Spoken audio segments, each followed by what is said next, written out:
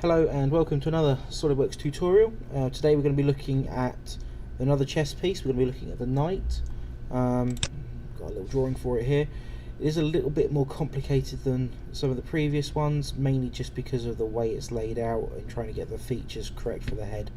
It's not the prettiest knight I've ever seen, but it does the job, and it will show us some of the more difficult commands and how problems we get with freeform modelling.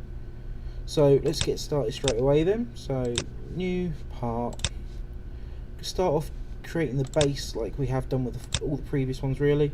Couple of things a little bit different with this one. I'm going to rough it out, but I'm not going to put my origin in the center, basically just because it builds in nicely to how I made the head later on. And we're not going to connect up to the end, we're going to flatten it off here. So get the diameter in for the bottom, the height of that bottom bit, and the angle of that section there, same as they are on every other one. And then what we're going to do is we're going to set the distance from here to the origin point as 3 millimeters. Now that's basically because I want to make sure that this top section doesn't cut through the head at all, so I need it to stop a little bit further down. Now the whole height of the horse is 52, but with a 2 millimeters for the mane, so we're just going to drop it down at 50. So let's make that line there 50 millimeters.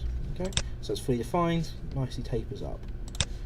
And the sketch. Now, as we've seen in some of the previous ones, because we haven't got a nice simple thing, if I just click on the line, nothing really happens. It all gets a bit confused. It's because we've got thin feature ticked here, so untick thin feature, clear the selected contours, click in the box, click in axis revolution, and click on your central spine.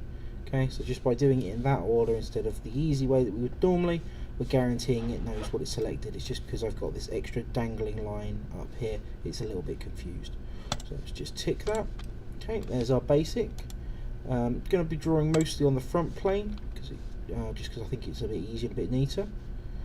So let's have a go at drawing the head of this knight. So same as usual, I'm just going to sort of rough it out to start with, and we'll go from there. So let's extrude on the front plane and go.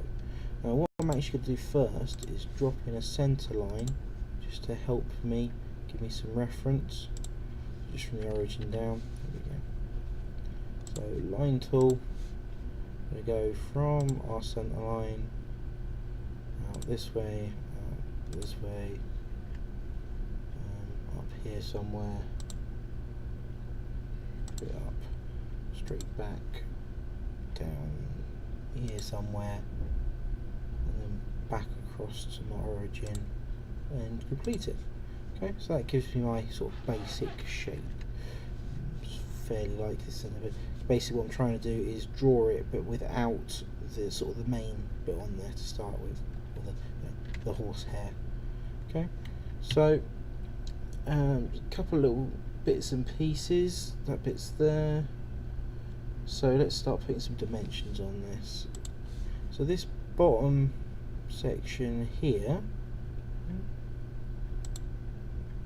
now what I want is I want it 20 millimeters long rather than 20 millimeters straight, so I need to make sure it's at that slight angle, not vertically dimensioned, because I want it to be the actual length. So that's that there.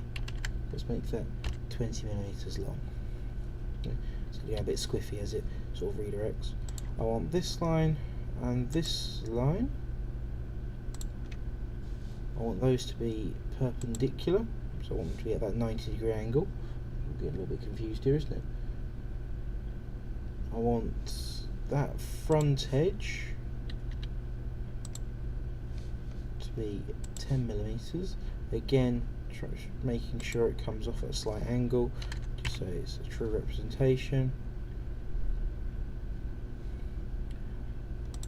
That one to that one to be a nice 80 degrees. obviously I'm pulling these off a little cheat sheet I've got, but we can see straight away there that I'm basically getting all my dimensions from here and here. We've got your 80 degrees there, just sort of working our way around the tip here to the origin. Wants to be 15, and then this line wants to go through here,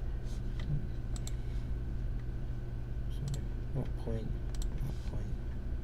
Now I don't want them to be midpoint, I want them to be coincidental, so give me that one, there we go. Okay, we're starting to work through a little bit here. Let's not mention that top line there. Gonna make that one 5mm. Okay, starting to pull it together nicely, I feel. From that line to the centre line, that wants to be about 10. That back point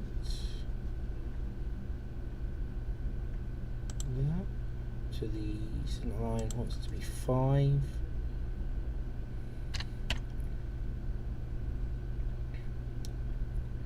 The angle of that line to that line, that's shown as 250. Again, just quick recap. 250 there. This is where we're working through up here, just working through the dimensions. And then this line here wants to be 12mm, and that will just pull it up a little bit higher. There we go. So that's now fully defined, and complicated enough that my computer's starting to get a little bit laggy. Which is why my mouse is a bit erratic, but there we go. So we've got it fully defined. What we're going to do, end the sketch now. Now, as we extrude this, obviously because we've selected that plane, it's all been drawn in the middle. So what I really want is I want this as a mid-plane option, because I want it to come both ways. And then what I've done, just to give it a little bit more of a realistic look almost, is use this feature here, which is the draft. What this does is it adds an angle to the extrusion. So let's make that to 10. We can see straight away there that it's just pulled the tops in slightly, pull it down. You can click the draft outwards if you so wish to make it bigger. Obviously what I'm looking for is just a normal draft, just to thin it down with a little angle. Just gives it a bit more of a realistic view, I feel. So yeah, straight away, looks a bit like a horse's head. I know it doesn't look great, but it's best my artistic nature could bring through. Okay, now there's that little 10 degrees it says in the middle, just to show that we know the angles. Now the last little bit is the horse's mane, so the hair that comes along the back of the horse. And we can see there that it's too typical. So we just know it's 2mm all the way around, so whack that in nice and quickly. So we're going to select the front plane again, extrude, and then just to keep life simple, if we just use offset entities, we can click on this outside edge and this outside edge, click on one at the bottom as well, just for good measure I suppose, set that all to 2mm, and it draws our line out for us. So let's tick that, there we go. Now there's a few more little bits and pieces we want to add on this. Now it doesn't go right to the end in my drawing, so I'm just going to pull down to that bit there. And then I'm going to come down to there, and I'll pull that one across to there. And the reason I haven't just followed around the outside edge again is because it's all tapered and stuff. It does make it a little bit more complicated to try and line it up. So if we just line everything up, there you go, managed to add a relation it doesn't like, so just double click on it, brings it up. We can then delete it, to get rid of it. Obviously didn't like that bit. So let's try that again. To go there, click on the origin. I want them to be vertical, but obviously it doesn't like that, so let's try doing it the other way by just dropping a centre line in between the origin and that point. That will lock it in nicely like that. We want the line here to here. I want that to be 7mm, just to offset it a little bit. Okay, I've got this little dangling line, so I'm just going to trim that off using the power trim tool again. Oops, there we go. Okay, so that's then completed out for us, nice and simple. So let's tick that and end our sketch. Okay, so again I'm going to want to mid-plane this because I want it to come out both directions. 10mm was a bit big, so let's go back down to 5 just to make it look a bit nicer. Now I'm going to put the same draft I put on the other bit, so just 10 degrees because it remembers that, locks it all in. Take that. We got a little mane on our horse.